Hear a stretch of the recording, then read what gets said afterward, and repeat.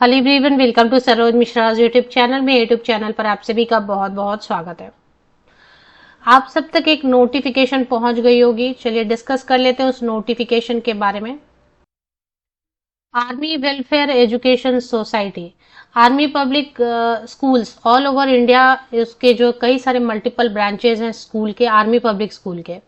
तो army public school में शिक्षक बनने के लिए, टीचर बनने के लिए एक एग्जाम कंडक्ट कराया जाता है, जिसे पहले सीएसबी बुलाया जाता था। बहुत सारे कैंडिडेट के पास सीएसबी स्कोर कार्ड होगा। सीएसबी पहले एक एग्जाम कंडक्ट कराया जाता था सीएसबी के नाम से। अभी उसका नाम बदल दिया गया है और अब नाम हो गया ओएसटी, ऑनलाइन स्क्रीनिंग टेस्ट।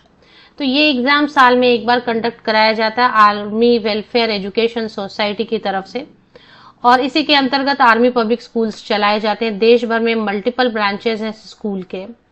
तो लोगों को ऐसा लगता है, कैंडिडेट को ऐसा लगता है कि चलो इतनी बड़ी अपॉर्चुनिटी आएगी, देश भर में ब्रांचेस हैं जिस स्कूल के, आर्मी पब्लिक स्कूल के, तो कहीं ना कहीं से वैकेंसी आएगी तो एलिजिबल हो जाएंगे। ओएसटी एग्जाम पास करके रख लेते हैं तो कहीं ना कहीं जो एलिजिबल हो जाएंगे, एप्लीकेशन करेंगे, एक जॉब मिल जाएगी अच्छी खासी। तो पहले इसका बहुत ज्यादा क्रेज हुआ करता था। बहुत सारे कैंडिडेट जो है ना फॉर्म भरा करते थे सीएसबी के लिए, और अब ओएसटी के नाम से बुलाते हैं। तो चलिए इसकी पूरी डिटेल समझेंगे। पीजीटी, टीजीटी, पीआरटी, कोई भी टीचर आप बनना चाहते हैं, बेसिकली पीआरटी, पीजीटी, टीजीटी और मिसलिनियस कैटेगरी के टीचर की वैकेंसी आर्मी पब्लिक स्कूल्स में आती है। तो इसमें बेसिकली हम समझेंगे कि क्या ये एग्जाम देना अब जरूरी रह गया है, क्या इसके बिना आर्मी पब्लिक स्कूल में आप टीचर नहीं बन सकते, एग्जाम देना जरूरी है क्या, और क्या वैकेंसीज आती हैं आर्मी पब्लिक स्कूल से, इनका जो सैलरी स्ट्रक्चर कैसा होता है, इनकी सिलेक्शन प्रोसेस क्या होती है, PGT, TGT, PRT, OST exam की वैलिडिटी कितने दिन है। मतलब मान लेते हैं आपने पास कर लिया, आपके पास एक कार्ड आ गया, जैसे आप सीटेट पास हो जाते हैं ना, तो सीटेट पास हो जाते हैं तो जॉब की तो कोई गारंटी नहीं होती है। सीटेट आपने पास करके रख लिया, ठीक है, वैकेंसीज आएंगी तो भरेंगे हम फॉर्म, केवीएस की आएंगी, एनवीएस की आएंगी। वैसे आर्मी पब्लिक स्कूल जो है ना, ये एग्जाम पास करने के बाद आपको एक स्कोर कार्ड देते हैं। स्कोर कार्ड मिलने के बाद आपको जॉब मिल भी सकती है और नहीं भी मिल सकती। तो सारी पॉसिबिलिटीज डिस्कस करेंगे कि क्या चांसेस रहते हैं, ओएसटी एग्जाम देने के बाद जॉब मिलती है क्या, और देना भी जरूरी है क्या। तो पहले तो एलिजिबिलिटी क्राइटेरिया समझेंगे कि पीआरटी के लिए अगर अप्लाई करना चाहते हैं, टीजीटी के लिए, पीजीटी के लिए, तो एज क्राइटेरिया क्या है। एलिजिबिलिटी क्राइटेरिया के बाद, एज क्राइटेरिया के बाद फीस कितनी डिमांड कर रहे हैं, इसकी वैलिडिटी कितने दिन, कितने साल रहने वाली, अगर एक बार आपने एग्जाम पास कर लिया तो कब तक, एग्जाम का पैटर्न क्या रहता है। ये सारी चीजें समझने के बाद ये भी देखेंगे कि फॉर्म भरना जरूरी है या नहीं जरूरी, इसके बिना भी काम चल जाएगा। तो चलिए सारी चीजें सिस्टमैटिकली समझना चाहते हैं तो वीडियो को शुरू से लेकर एंड तक जरूर देखें। जैसे आप देख रहे हैं ओएसटी, जैसे मैंने बुलाया, ऑनलाइन स्क्रीनिंग टेस्ट होता है। पीआरटी के लिए अलग रहता है, क्वेश्चन पेपर का जो मतलब ये रहता है, सेक्शंस जो पढ़ने रहते हैं, 200 मार्क्स रहते हैं, 200 क्वेश्चंस रहते हैं, मल्टीपल चॉइस क्वेश्चंस रहता है, 3 घंटे का टाइम रहता है, इंग्लिश में पेपर आता है आपका। तो इसी तरीके से पीआरटी, टीजीटी ये डिस्कस करेंगे एंड में कि क्या क्या सेक्शन है जो पूछे जाते हैं। आर्मी पब्लिक स्कूल के एग्जाम कहाँ कहाँ पे होते हैं, लिस्ट ऑफ एग्जाम सेंटर। तो 21 पेजेस की एक पीडीएफ इन्होंने जारी की हुई है। तो आप देखेंगे कि जो मेन सिटीज हैं ऑल ओवर इंडिया, वहां पर सेंटर्स बनाए गए हैं। तो सेंटर का प्रॉब्लम नहीं आएगा आपको, जो है ना प्रेफर्ड सेंटर, अपने स्टेट में एक सेंटर तो जरूर आपको मिल जाएगा। चलिए, तो ये तो हो गया एग्जाम सेंटर। पेज नंबर 21 पे आप देख सकते हैं कि चलो भाई, अगर सपोज आप साउथ से हैं तो साउथ में क्या बैंगलोर एक दिखाई दे रहा है सेंटर, इसी तरीके से चेन्नई दिखाई दे रहा है। तो अगर साउथ से हैं तो क्या क्या सेंटर्स हैं, अगर नॉर्थ से हैं, नॉर्थ ईस्ट से हैं तो क्या क्या सेंटर। पहले तो सेंटर क्लियर कर लेते हैं कि यहाँ पे जाके एग्जाम देना है तो जा सकते हैं या नहीं। एंड में कवर करेंगे कि क्या क्या पूछ रहे हैं क्वेश्चन, किस मतलब कौन कौन से सेक्शन से क्वेश्चन आ रहे हैं। सबसे पहले बात कर लेंगे कि AWES के अंतर्गत चलाए जाने वाले आर्मी पब्लिक स्कूल कितने कहाँ पर है, जो लिस्ट इन्होंने जारी की हुई होती है वो देखेंगे। क्या ये गवर्नमेंट स्कूल्स हैं, क्या सरकारी स्कूल्स हैं, इसमें क्या आपको सरकारी नौकरी मिलती है। तो पहले ये पॉइंट क्लियर करेंगे, फिर एलिजिबिलिटी क्राइटेरिया को भी समझेंगे। आर्मी पब्लिक इन्होंने किए, पेज नंबर 7 से आप देख सकते हैं कि कितने सारे स्कूल्स जो हैं, एपीएस पुणे, एपीएस खिड़की, मतलब हर स्टेट में आपको कम से कम 5 से 6 आर्मी पब्लिक स्कूल्स जो हैं दिखाई देंगे। तो पहले ऐसे कैंडिडेट्स को लगता था बाप रे इतने सारे स्कूल्स हैं तो इतनी सारी वैकेंसीज आती होंगी, तो इतने सारे जॉब क्रिएट होते हैं यहाँ पर, तो चलो फॉर्म भर देते हैं सीएसबी का और जॉब मिल जाएगी। तो पहले तो इनके बहुत सारे फॉर्म भरे जाते थे, 500 पहले लेते थे ये, पर अब धीरे धीरे इनका क्रेज कम हो गया है। क्रेज कम क्यों हो गया ये देखिए कितने सारे इन्होंने ब्रांचेस बताए हुए हैं। तो इतने पेज नंबर आप 5 से लेके 9 तक देखेंगे तो टोटल इन्होंने 139 जो है ना ब्रांचेस बताए हुए हैं अपने, ऑल ओवर इंडिया इनके ब्रांचेस हैं। तो ये तो हो गए ब्रांचेस की बात की, इतने सारे स्कूल्स हैं तो क्या इनमें वैकेंसीज आती हैं। वैकेंसीज तो देखें अभी ये एग्जाम जब लेंगे ना तो बहुत सारी वैकेंसीज ये निकालेंगे, ऐसी बात नहीं, बहुत सारी वैकेंसीज आप निकलती हैं, लोकल न्यूज़पेपर में निकलती हैं, तो दूसरे कैंडिडेट्स जो न्यूज़पेपर डेली नहीं पढ़ते उन तक तो वैकेंसी पहले पहुंचती ही नहीं है, क्योंकि इनका कोई सेंट्रलाइज रिक्रूटमेंट प्रोसेस नहीं है। जैसे ये ओएसटी एग्जाम ले रहे हैं, जिस तरीके से ओएसटी एग्जाम ले रहे हैं वैसे कोई रिक्रूटमेंट प्रोसेस नहीं है कि हाँ एक साथ किसी वेबसाइट पर बहुत सारे जगह की वैकेंसीज आ गई तो चलो चेक कर लेते हैं और फिल कर देते हैं। पहले तो इनका रिक्रूटमेंट प्रोसेस जो है ना डिफेक्टिव है। इनके वैकेंसीज आती हैं स्कूल लेवल पर, एक एक स्कूल से आती है, एक एक न्यूज़पेपर आपको चेक करना पड़ता है। तो जब आप एग्जाम पास कर लेते तो आपको लगता है कि अपॉर्चुनिटी हाथ आ रही है, तो ऐसे में आप वेट करते हैं बड़ी वैकेंसीज का या छोटी वैकेंसीज का, वो आप तक पहुंचती नहीं है। हमारे जैसे यूट्यूबर 1-2 वैकेंसीज सर्च करके आपके लिए लाते हैं, 1 या 2 vacancies, 4 vacancies, 8 vacancies, 10 vacancies.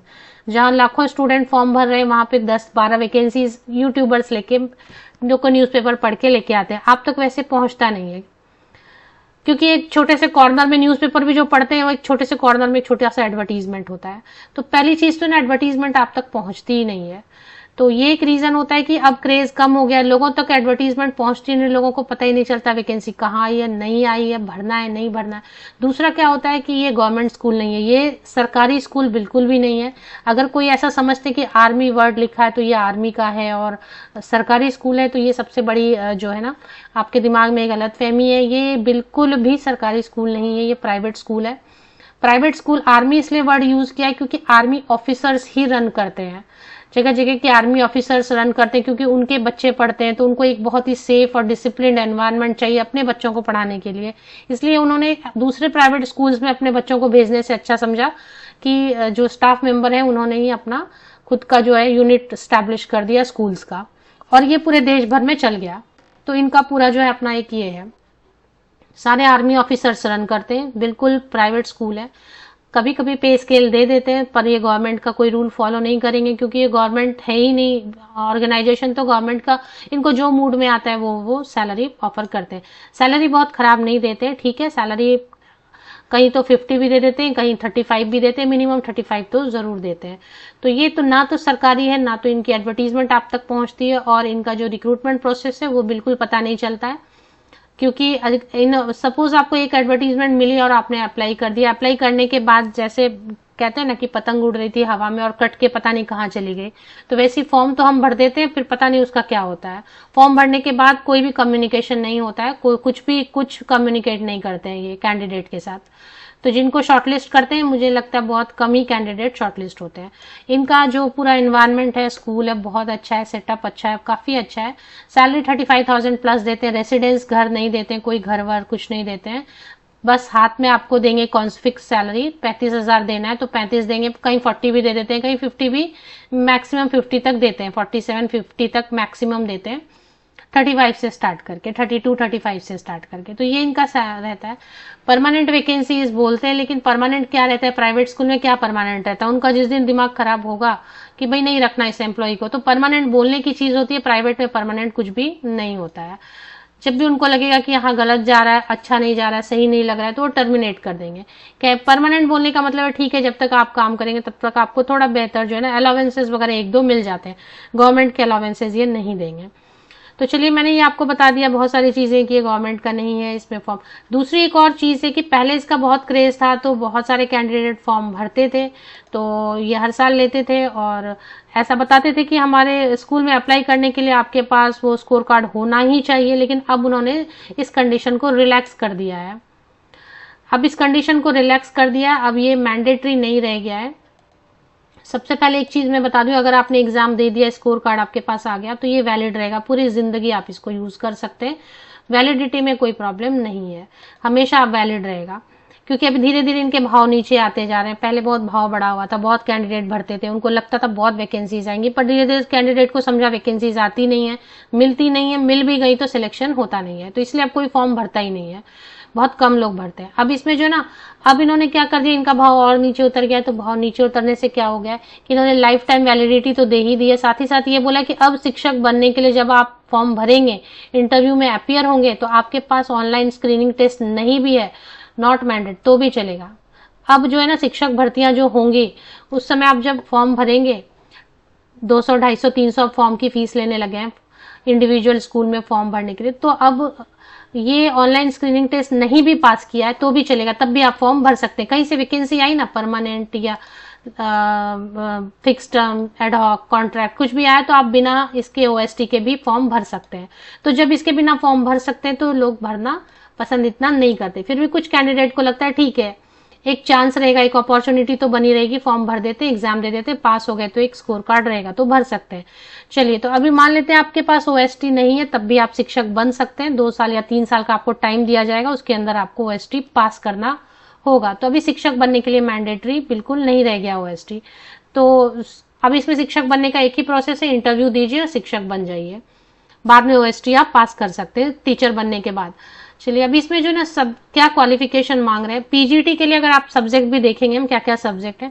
Post graduate teacher अगर आप बनना चाहते हैं और ओएसटी एग्जाम में अपियर होना चाहते हैं तो 50% आपका रिलेटेड सब्जेक्ट में होना चाहिए एंड बीएड होना चाहिए, दैट्स ऑल। सीटेट नहीं चाहिए, टेट नहीं चाहिए। टीजीटी के लिए अगर आप फॉर्म भरना चाहते हैं तो ग्रेजुएशन 50% एग्रीगेट में होना चाहिए एंड बीएड होना चाहिए, सीटेट या टेट नहीं चाहिए, सीटेट या टेट नहीं चाहिए टीजीटी के लिए।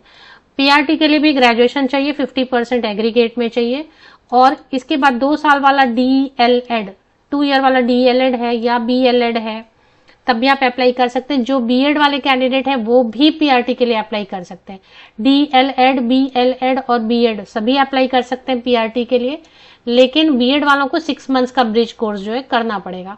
तो वो 6 मंथ्स का ब्रिज कोर्स पॉसिबल है अगर, तभी भरें, अगर पॉसिबल नहीं है ब्रिज कोर्स करना आपके लिए तो बीएड वाले पीआरटी के लिए मत भरें, ठीक है। बाकी डीएलएड वाले भर सकते हैं, बीएलएड वाले भी भर सकते हैं। तो ये हो गया। एज क्राइटेरिया की बात करेंगे, क्योंकि अभी आप मान लें फॉर्म भरते हैं तो एज क्राइटेरिया समझ लें। अगर आपके पास 0 से लेके 5 ईयर्स तक का एक्सपीरियंस है, 0 to 5, तो ऐसे कैंडिडेट के लिए जब आप फॉर्म भरेंगे, शिक्षक भर्ती विज्ञापन आएगा, एडवर्टीजमेंट आएगी, तो आप फॉर्म भरेंगे तो 40 इयर्स तक के कैंडिडेट जिनके पास 0 to 5 ईयर्स एक्सपीरियंस है उनके लिए अपर एज लिमिट है 40 इयर्स। अगर आपके पास 5 या 5 साल से ज्यादा टीचिंग एक्सपीरियंस है, तो 5 से 7 ईयर्स तक का एक्सपीरियंस है तो 45 इयर्स अपर एज लिमिट है। 45 इयर्स तक के ऐसे कैंडिडेट फॉर्म भर सकते हैं। 7 इयर्स से ज्यादा अगर आपके पास टीचिंग एक्सपीरियंस है तो ऐसे कैंडिडेट के लिए 50 इयर्स अपर एज लिमिट है। अगर 9 इयर्स से ज्यादा एक्सपीरियंस है तो 57 इयर्स तक के ऐसे कैंडिडेट फॉर्म भर सकते हैं। तो अपर एज लिमिट ठीक है, प्रॉब्लम नहीं है। सीटेट या टेट अभी नहीं चाहिए, लेकिन जब वो फॉर्म भराएंगे, कहीं से एडवर्टीजमेंट आएगी तो कहीं पे वो सीटेट मांग सकते हैं, कहीं सीटेट नहीं भी मांग सकते, तो सीटेट पास करना बाद में आपको रहेगा ही। अब इसमें जो है ना 23 एंड 24 नवंबर को एग्जाम रहेगा। 23 एंड 24 नवंबर, 25 नवंबर को बहुत सारे फॉर्म आ गए वगैरह, ऐसा हो गया। तो 23 और 24 नवंबर को एग्जाम रहेगा, ऑनलाइन एग्जाम रहेगा, एमसीक्यू रहेगा, मल्टीपल चॉइस क्वेश्चन, इंग्लिश में क्वेश्चंस रहते हैं। एग्जाम सेंटर मैंने आपको दिखाया ऑल ओवर इंडिया में रहेंगे। 200 क्वेश्चंस 200 मार्क्स के रहते हैं, multiple choice question. Negative marking बिल्कुल रहती है, जो भी गलत आंसर होंगे उस पर आपका 1/4 मार्क कट हो जाएगा, मतलब कि 4 रॉन्ग आंसर्स पे 1 मार्क कट हो जाएंगे। अब इसमें जो है ना स्कोर कार्ड आपको मिलेगा ऑफिशियल वेबसाइट पर ही, आपको it can be downloaded from, जैसे ही एग्जाम हो जाता है तो 21 डेज के बाद जो है ना, ऑनलाइन एग्जाम जब हो जाता है उसके बाद आपका स्कोर कार्ड आ जाता है, तो पास है फेल है जो भी। अगर आप नहीं डाउनलोड कर पाए तो 250 रुपीज का फिर से बाद में आप पेमेंट करके डुप्लीकेट फॉर्म ले सकते हैं।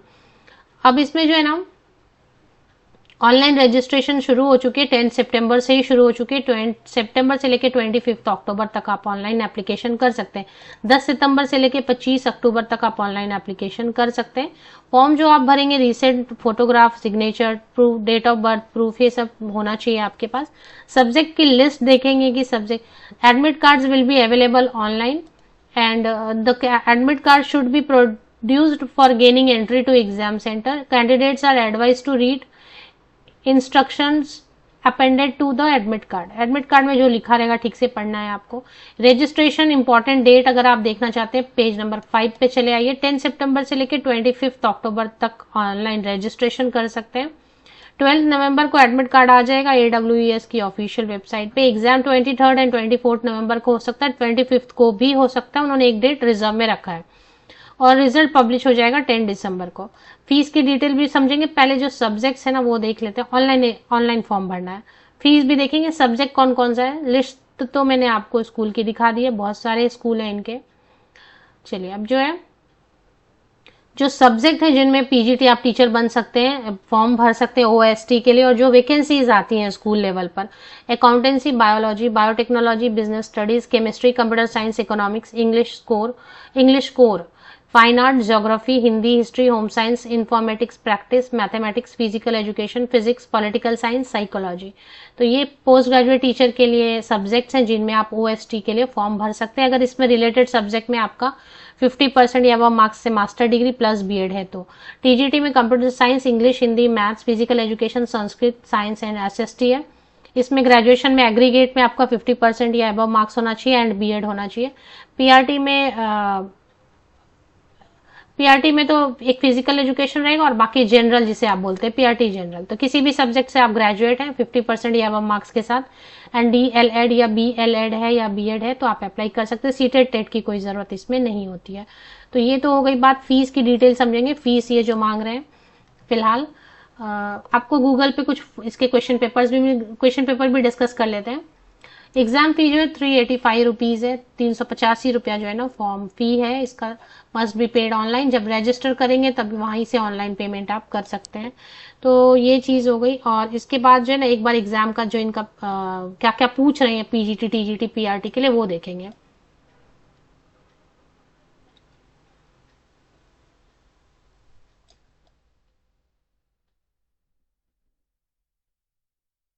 ये पूरा अच्छे से अगर देखना चाहते हैं कि कौन से सब्जेक्ट में फॉर्म भरने के पहले, तो ये page number 14, 15, 16, 17 subject wise qualification दिया हुआ है।